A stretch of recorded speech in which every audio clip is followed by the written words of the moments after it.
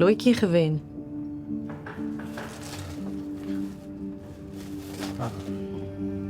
Jy krap my uit my kop uit. Ek probeer wegkruip. Jy kyk reg deur al my maskers en mure en pyn. 'n Man wat pak vir 'n huispak noodgeval. Ek is beïndruk. Het geen idee nie, ek is gekeer. Hier is crackers, sjokolade, neute, gedroogde vrugte en 'n bottel pinotage. Hey, wil jy nou regtig die krisis aanhelp? Okay. Hey, wow, ek het nie nee gesê vir 'n snack nie. Lyk my ons maak nou 'n gewoonte daarvan om in die huispak uit te haal. Ek is wel jammer om jou te leer te stel, maar ek dink die huispak werk vandag. So geen bottel pinotage nie. Ons kan wel iets reël sou jy 'n snackie benodig. Wou jy nie in nie?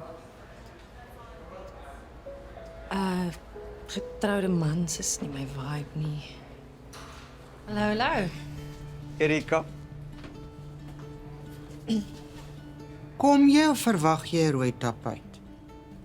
Jammer, ek het skielik onthou van daai geval in saal 7 wat my tweede opinie kort. Ek hoop jy onthou ook van jou afspraak met HR.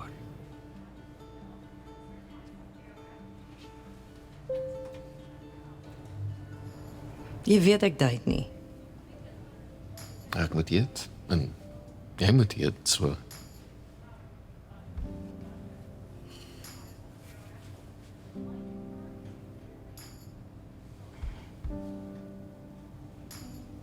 Al wat hierdie mense nou nodig het is hoop. Roan, met hoop kan hulle nog 'n dag beklei. Jy's te emosioneel betrokke en dis gevaarlik. Vir wie? Vir jou of die kind? En wat as hy dit nie maak nie? En wat as hy doen? Sommige stories het 'n gelukkige einde, Roan.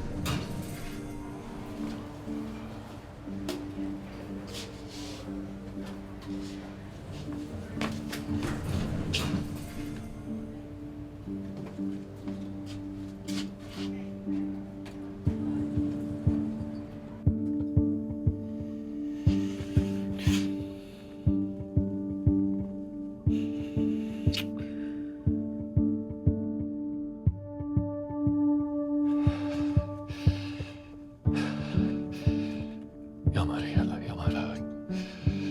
Dis kompleks. My lewe is ingewikkeld.